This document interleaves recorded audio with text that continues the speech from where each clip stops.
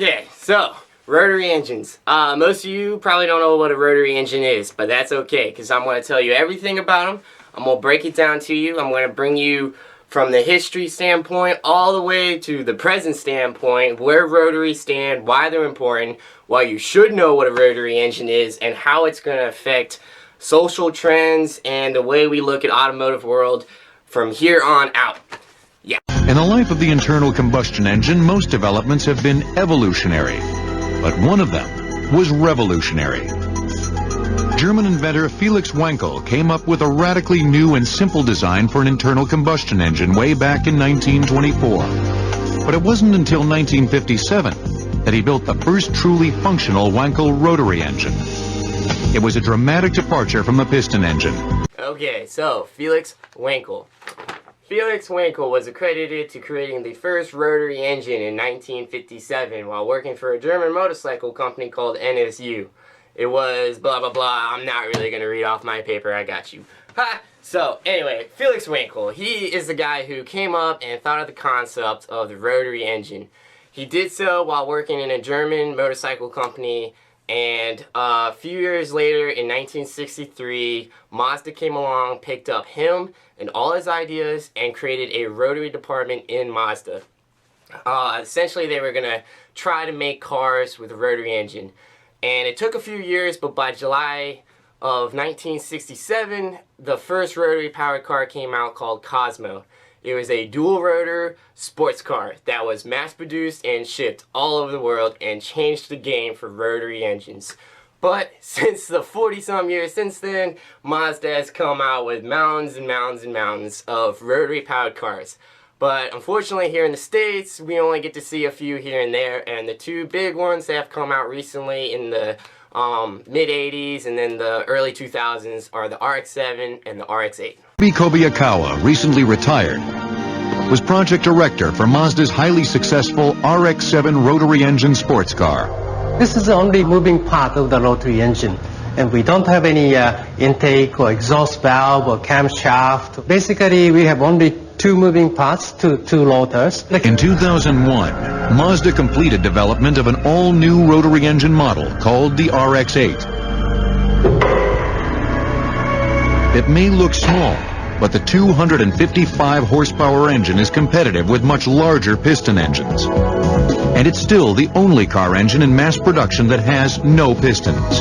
Okay, sweet. So rotary engines, RX-8s, blah blah blah. I still have no clue what a rotary engine is. I got you. I'm about to break it down for you. Okay, so the anatomy of a rotary engine. So the reason why it's so cool is because the whole rotary is held together by these giant plates. It's super simple. Basically, these huge plates are pinched together. They have coolant and air and exhaust ports in them.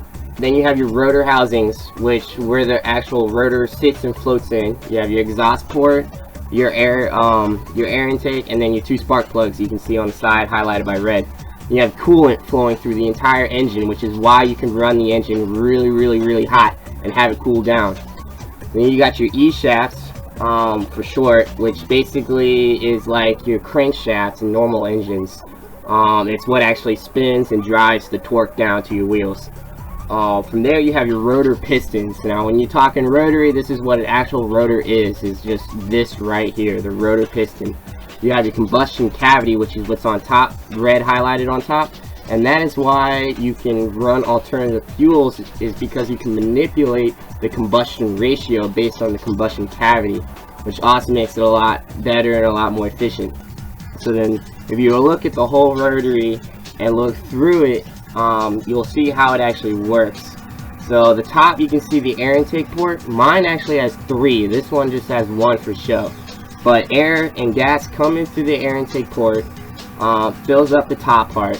Then as the rotor spins around, it compresses it. So you have that fuel-air mixture being compressed. Then it continues to spin around where it meets the spark plugs. As spark plugs ignite it, and then the combustion is done on the bottom, swinging the rotor back around. So that is where the power comes from, swinging that rotor back upwise. Then you have it pushing the exhaust out the exhaust port, and the whole process is repeated in the rotor motion. A thing to note is the E-shaft and the rotor are in a 3-to-1 ratio. Engine says it's at 9,000 RPMs. It's really, the rotor is only spinning at 3,000 RPMs, which is great to have a 3-to-1 ratio. It's why it's so awesome. Okay, so even if you're not a car person, hopefully that was simple enough for you to get what a rotary engine is. I'm sure that seems a lot simpler than if I was to show you a video comparing piston engines. Piston engines, you have literally sometimes hundreds of moving parts in it, especially when you consider hybrids and all VTECs now. It's ridiculous. So rotaries truly are simple, easy things to understand and work on. But here in the States, we like to stay on our American muscle ways, that we've kind of pushed all other engines outside our spectrum. And even though most car guys around here know, at least heard of rotary engines before, a lot of people here in the States just don't know, haven't worked, don't really know what a rotary engine is. So they actually have surrounded us in a lot of different ways. Electric rotary engines are in everything, like tattoo guns, blenders. Your life is surrounded by electric rotary engines. In the engineer world, are developing engines that are like a weird hybrid mix between the electric rotary and the combustion rotary. And it's going to create cars of some sort of hybrid mix. Rotaries in England, and then Japanese have long been running their cars off alternative fuels. Especially the top level car guys, they're working into designing different rotaries. Like I was saying, the rotary combustion ratio can be manipulated by that combustion cavity. So different fuels that like to be compressed differently, different fuels that run and need a higher heat. All this can be done with rotary engines. It's going to pave the way for the future. But I want to show you some things like that have actually affected us here in the States. I think more and more people are starting to realize the power in rotary engines because it spins. Already spinning, you don't have to convert a up and down motion into a circular motion. It's already spinning around in a circle. So it creates that crazy amount of high-end torque.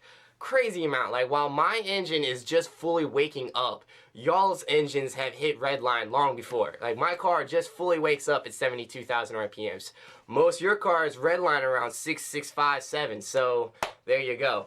I'm going to show a video that I found in what exactly the power of a rotary engine.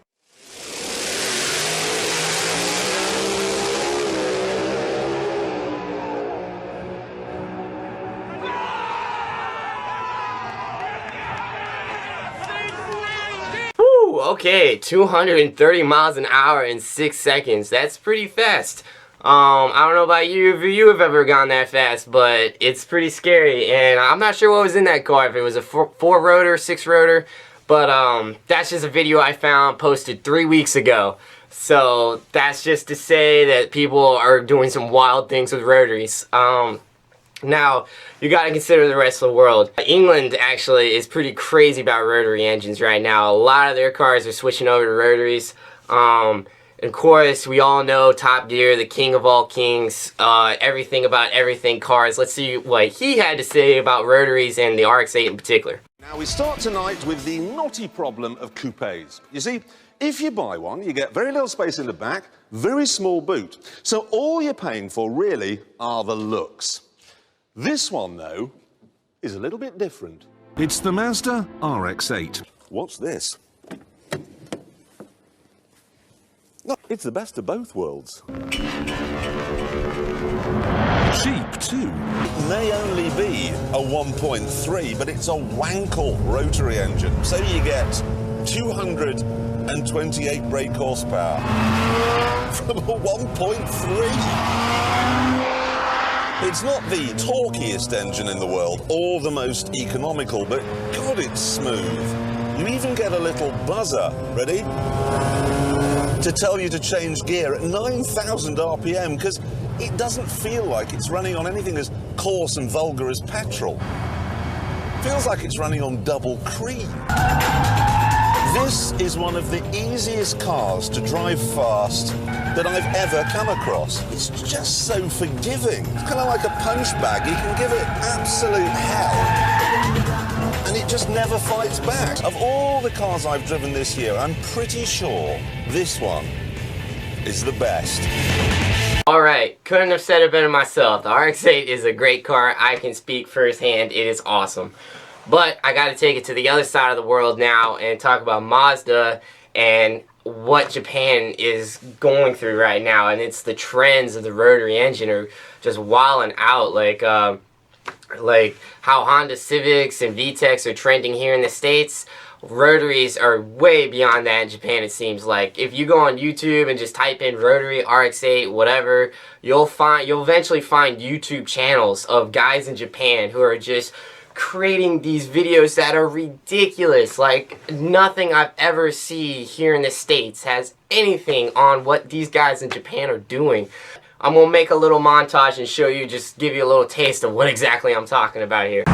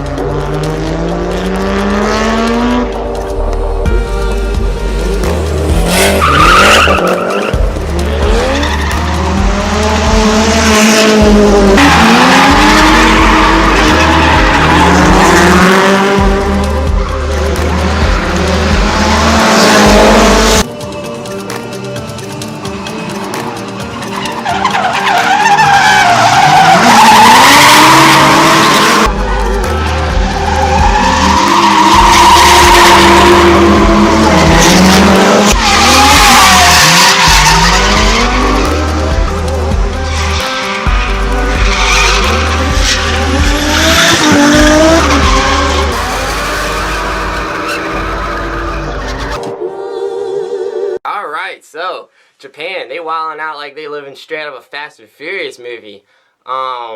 That's all cool, but let's get back to what we all want to see, and that's drifting. So, Ken Block's probably the most popular drifter here in the States. He drives that crazy Ford Fiesta with the Mac Dev Turbo.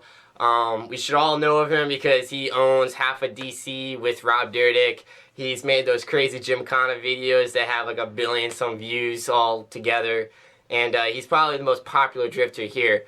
But everywhere else in the world, I'm going to have to argue that this guy named Mad Mike, who drives an RX-7 and RX-8, is probably the most popular drifter. And this year, he won the widget competition and is now the new Drift King. So he can pull off this crazy new move called the reverse entry, which I'll show y'all. And basically, he's setting the tide right now for the coolest dude out there driving a car. And of course, it's a rotary, so what do you know? I think the teeter-totter is now in effect. I think it's gonna happen. The rotary is gonna take over, and it's only a matter of time before when you go buy your next car, you're gonna be wondering, what is this, a rotary engine, blah, blah, blah. But it's all good, because now you've seen this and you know. What's up? I'm Mad Mike, Red Bull Pro Drifter from New Zealand. This is the 5th generation of the Mad Bull. We're out here in Hampton Downs giving it the shakedown before it goes to Australia.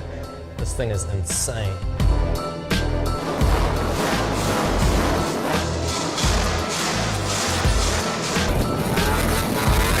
Well, today I have just been unreal. I haven't been this happy for a long time. You know, it's been so many hours. I've been down in the workshop, grinding away, you know, rebuilding this car. The RX-7 was sitting in the shed.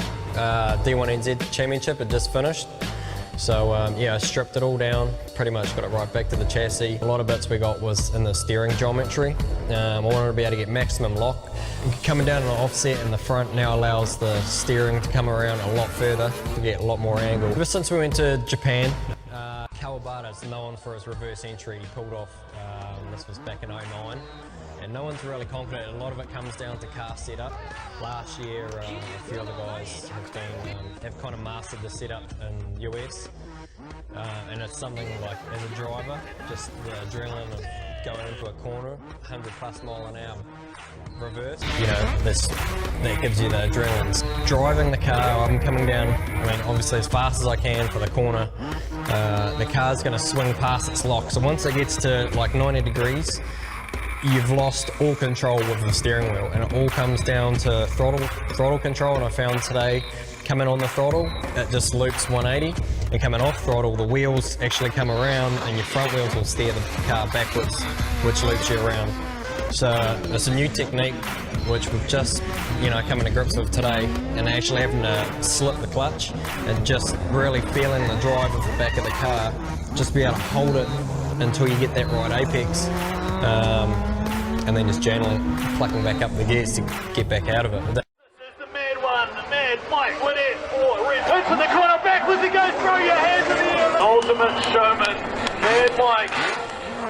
Y'all know this is Act Right. It's the kid coming up next. Flow is on tap, rolling up tracks. Winning and settling, get off my dick. You're so fucking embarrassing. Y'all don't want no part of this. The pharmacist, stress on the hill like a pharmacist. But yo, y'all should play the back like scenery. I'm dope. The runs on the wall like graffiti. So y'all can even hold your own. You get a manicure if you go and talk to someone. Suppose you know that I do tricks like cases. I'm clean when I lace mine. I break mines if I put a watch in a bum bag. That's the only scene where I waste time. Let's go.